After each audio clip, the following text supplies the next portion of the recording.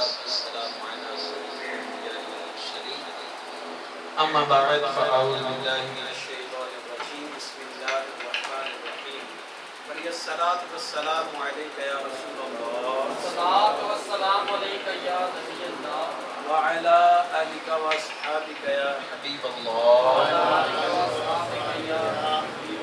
الصلاة والسلام عليك يا نبي الله وعلى آلك وأصحابك يا نور الله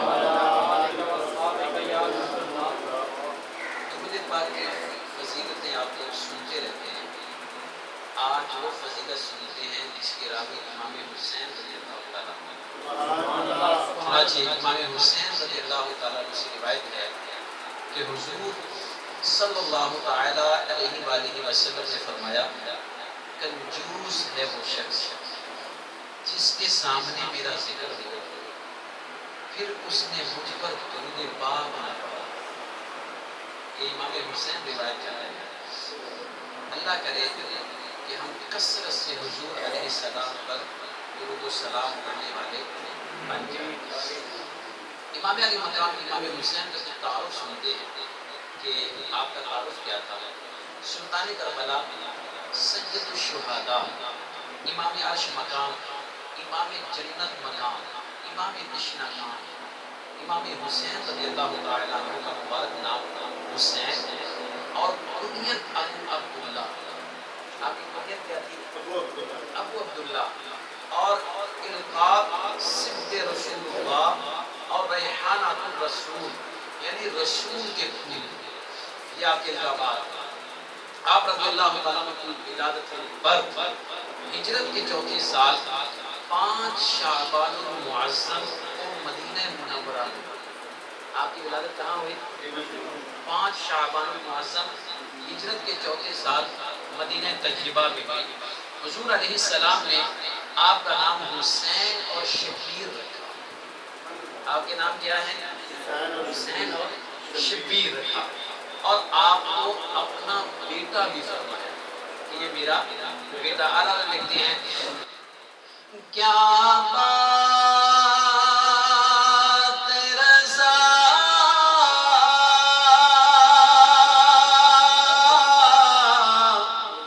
اس چمنستان کرم کی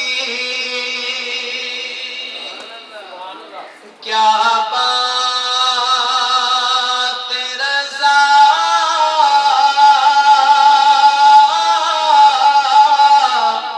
اس چمنستان کرم کی زہرا ہے کلی جس میں حسین اور حسن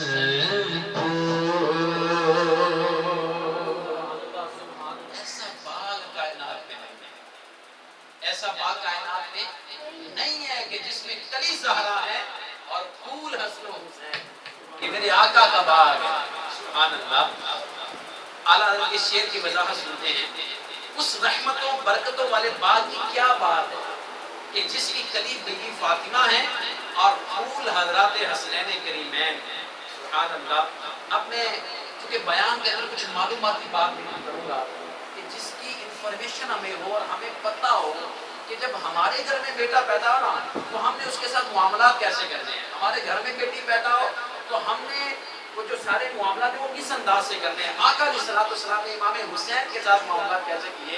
سنیے اللہ کریم کے آخری نبی صلی اللہ تعالیٰ علیہ وسلم نے اپنے پیارے پیارے نواسے امام حسین رضی اللہ تعالیٰ عنہ کے پیدا ہوتے ہی سیدھے یعنی رائٹ کان میں آذان دی اور بائیں یعنی لیفٹ کان میں تکبیر پڑھی.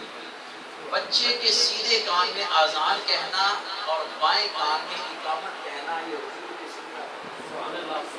اللہ کرے یہ لوگ عموماً ہمارے ہاں رواج کیا ہے کہ بھئی اذان دے دو, لیکن سنت طریقہ کیا ہے دائیں کان میں اذان دو اور بائیں کان میں اقامت کہہ دو.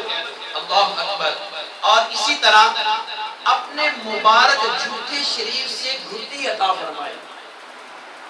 ہم گھٹی کسے دلواتے ہیں؟ یہ یاد رکھنا لوگوں کا نا آج کل کے دور میں علم سے دوری کی وجہ سے لوگوں کو نہیں پتا کہ گھٹی کسے دلوانی ہے.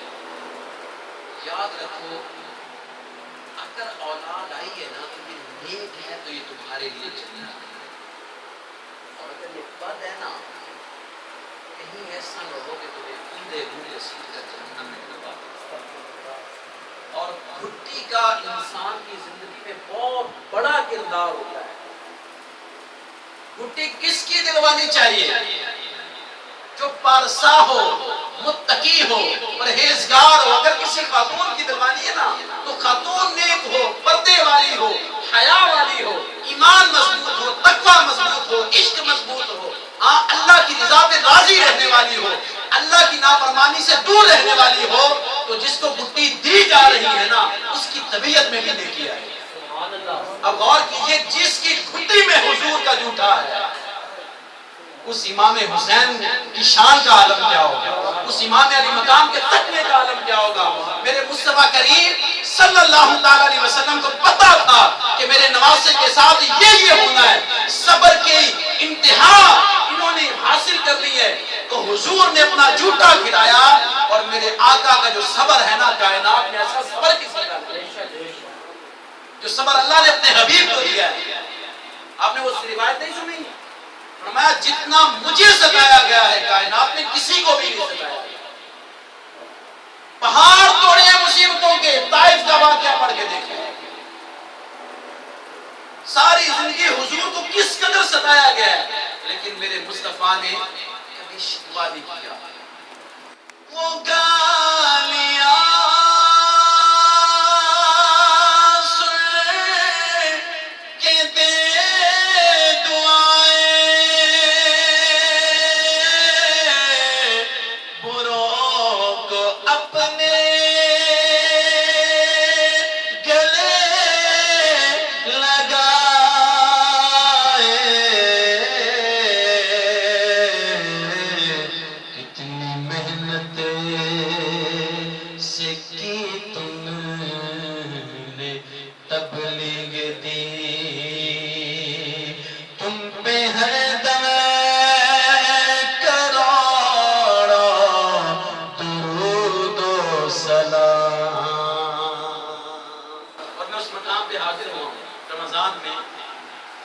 جس جگہ حضور علیہ السلام زخموں سے چور چور ہو کر جس باغ میں بیٹھنے میں باغ دیکھے طائف میں یقین کرے لہجہ ہل جاتا ہے.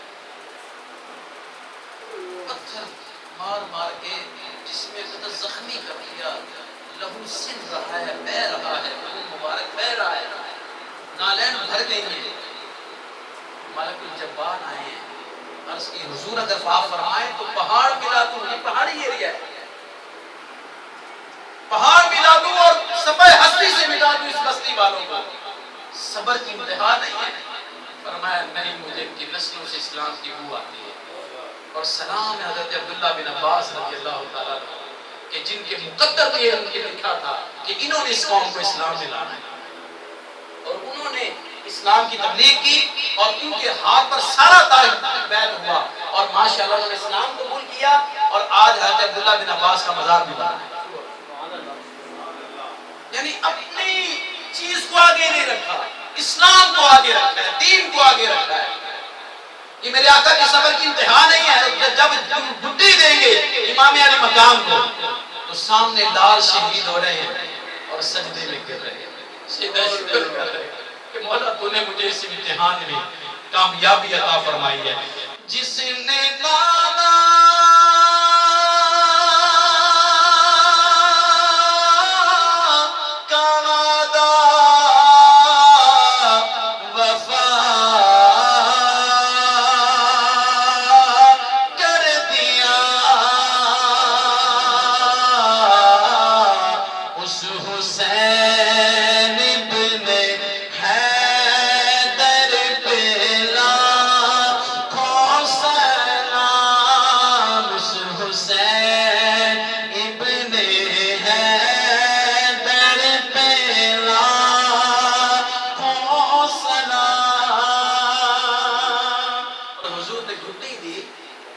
دعاؤں سے نوازا.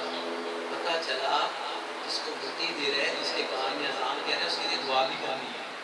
دعا کرنا سنت بھی ہے. اور یہ اپنائیں، یقین کریں. اور جب آپ کو کوئی بلائے نا اذان کے لیے، اقامت کے لیے، تو اس کو خوشی سے جائیں، پھر اس کے لیے دعا کریں، تو تحفہ لے جائیں. ایسا رواج ڈالیں کہ وہ آپ کی چھوٹی سی کوشش سے کسی کا خاندان دین کے رستے پر چل پڑا. اللہ اکبر. پھر میرے آقا علیہ الصلوۃ والسلام نے آپ کا نام 7ویں دن رکھا. نام کتنے دن رکھنا سنت ہے؟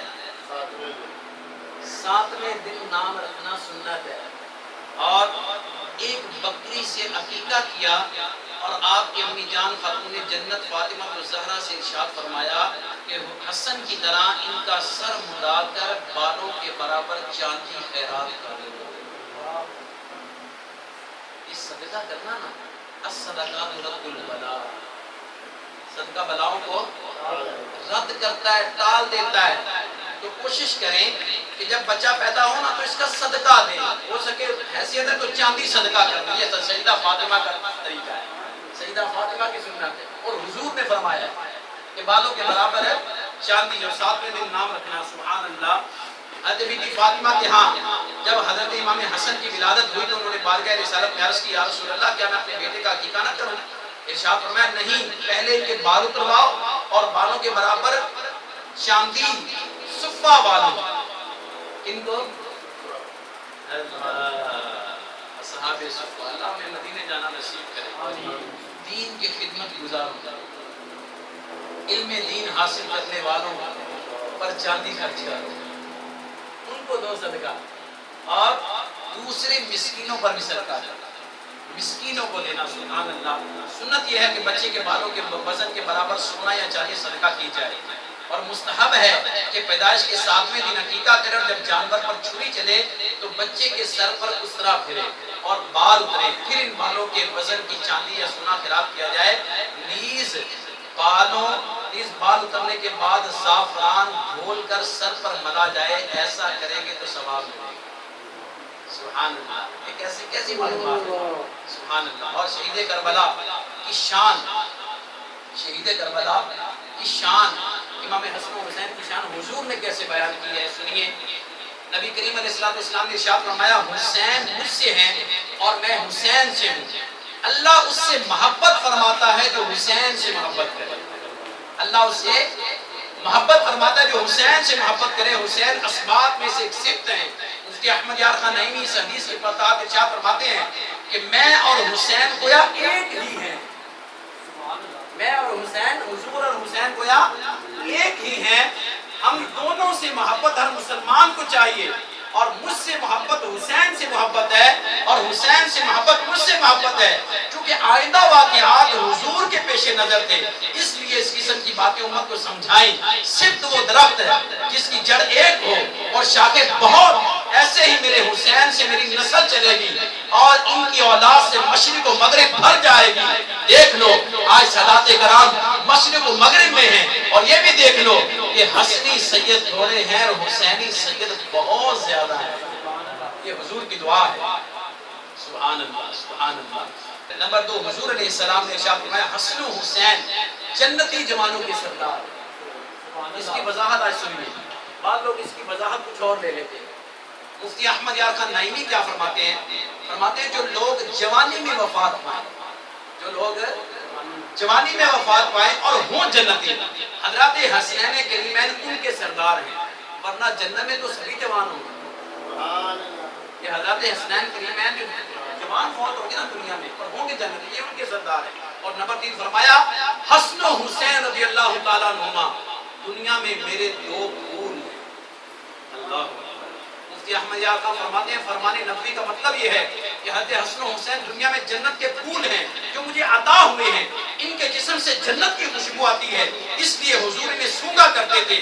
اور حضرت علی سے فرماتے تھے السلام علیکہ یا ابا ریحانین، یعنی اے 2 پھولوں کے ابو تم پر سلام.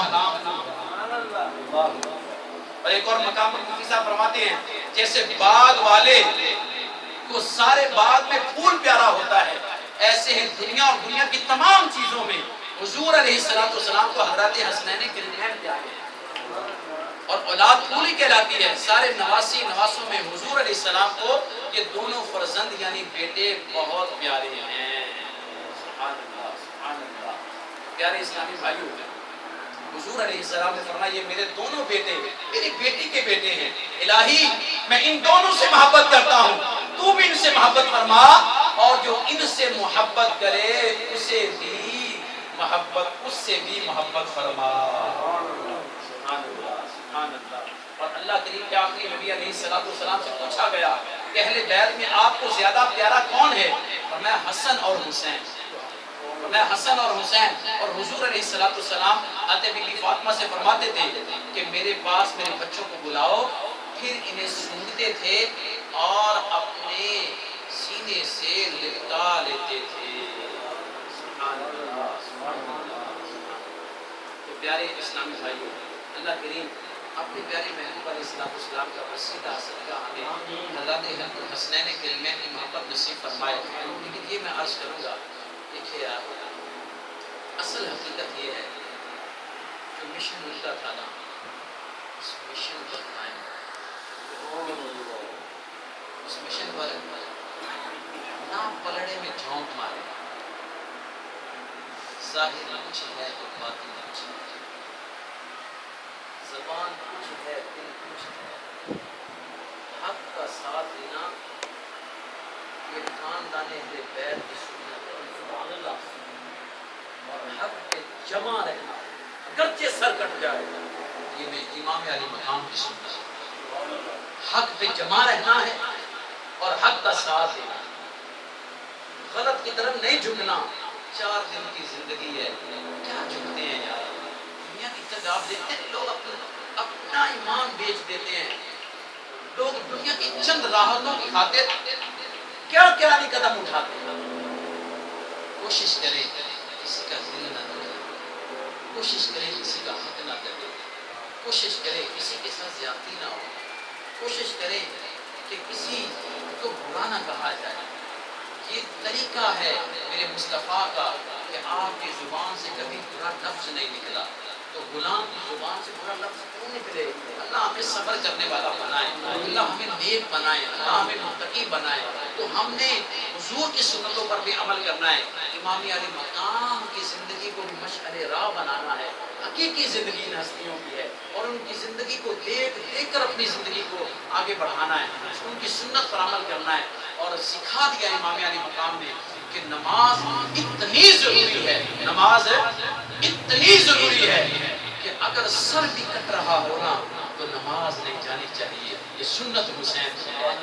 ہماری نمازیں کیوں قضا ہو جاتی ہیں، ہماری نمازیں کیوں چھوٹ جاتی ہیں، ہم کیوں معمولی سمجھ لیتے ہیں. ہم فنکشن کے اندر، ہم جناب رسموں کے اندر، رواجوں کے اندر، کبھی کوئی بڑا فنکشن گھر میں آ گیا، کوئی بڑی مصروفیت آ گئی، ہم نماز چھوڑ دیتے ہیں. نہیں، پتہ تو تب چلے کہ بڑی مصیبت بھی آئے، بہت بڑا امتحان بھی آئے تو نماز نہ چھوٹے، بہت بڑی خوشی بھی آئے اللہ کے حضور سجدہ نہ جائے کہ جس رب نے ہمیں عزت دی ہے، جس رب نے ہمیں شہرت دی ہے، جس رب نے ہمیں مقام دیا ہے، جس رب نے ہمیں وہ عزت دی ہے کہ ہم اس قابل ہی نہیں تھے، اس رب کے حضور سجدہ شکر نہیں چھوڑنا چاہیے.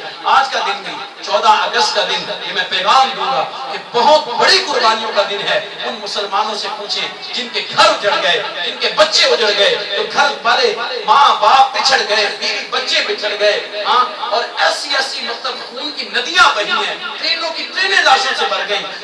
جنہوں نے ہمارے لیے آزادی کے لیے کوشش کی، ہم ان کو کیا دے رہے ہیں یار. کاش ہمارا یہ ذہن بن جائے کہ ہم کچھ نہ کچھ احسان ثواب کریں. اللہ کرے ہمیں روز کا یاد آئے کہ 14 اگست والوں کو نہیں بھولے.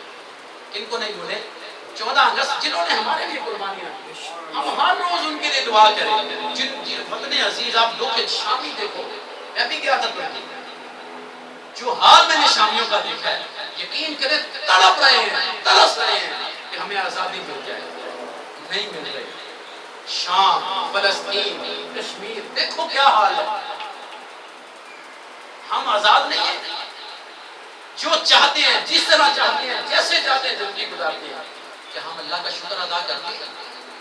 میں نے یہ پچھلے دنوں میں ریکارڈ کرایا تھا کلپ، اس میں یہ بات کہی تھی کہ نعمتوں کا تعلق شکر سے ہوتا ہے. نعمتوں کا تعلق کس سے ہوتا ہے؟ ایک روایت کا مفہوم ہے کہ اللہ کی نعمتیں ویسی ہوتی ہیں انہیں شکر کی رسی سے باندھو، یہ بھاگ جاتی ہیں۔ تو شکر کرنا یہ بہت ضروری ہے۔ اللہ کا رو رو کے شکر کرے، مولا تو نے آزادی دی ہے، ہم پر روز ظالم نہیں مسلط، ہم پر کافر نہیں مسلط، ہمیں مارا نہیں جا رہا، ہمیں دبایا نہیں جا رہا، ہمیں گھسیٹ کر گھروں میں نہیں ڈالا جا رہا، ہمارے بچے نہیں شہید ہو رہے۔ ہمیں کتنی آسانیاں ہیں۔ میں نے یہ مشورہ کیا تھا ناظرین کو کہ ہم کم از کم آج کے دن میں 2 رکعت شکرانے کے نفل ضرور پڑھیں۔ کاش یہ پاکستان میں 22 کروڑ کی بالفرض آبادی ہے، اگر 22 کروڑ میں چلو 15 کروڑ بڑھے، اگر 15 کروڑ لوگ 2 رکعت شکرانے کے نفل پڑھیں، اللہ کے انقلاب نہ آ جائے، ہمارے ملک کی تقدیر نہ سنور جائے، رب کے حضور سجدہ شکر کرے اور ملک کی معیشت ٹھیک نہ ہو، بزنس ٹھیک نہ ہو، حالات ٹھیک نہ ہو، کہ شکر کا تعلق نعمتوں سے ہے۔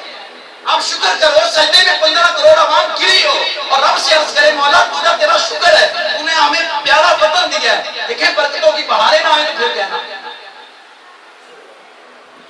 ہم شکر کی طرف آتے ہی نہیں۔ تو یہ ہمیں ذہن ہاں ہماری جہاں تک اپروچ ہے، ہماری جہاں تک کوشش ہے، ہمارے جہاں تک ماننے والے، جہاں تک ہم سے محبت کرنے والے، ہم اپنا پیغام تو پہنچائے نا کہ شکر کریں۔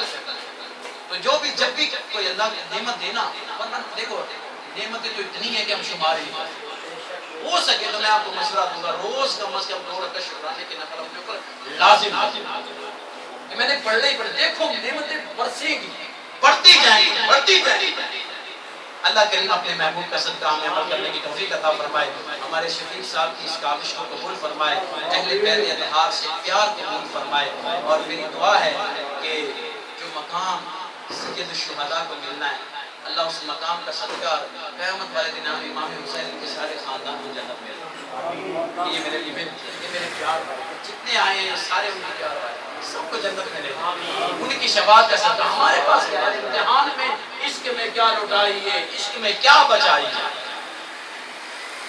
سب کچھ انہوں نے کیا ہے، اصل کام ان کے کہ اللہ ان کا صدقہ اس خاندان کی بھی مغفرت فرمائے، جو چلے گئے ان کی بھی مغفرت فرمائے، جو زندہ ہیں ان کی بھی مغفرت فرمائے، اور ہم پر اپنا خاص فضل فرمائے، آمین۔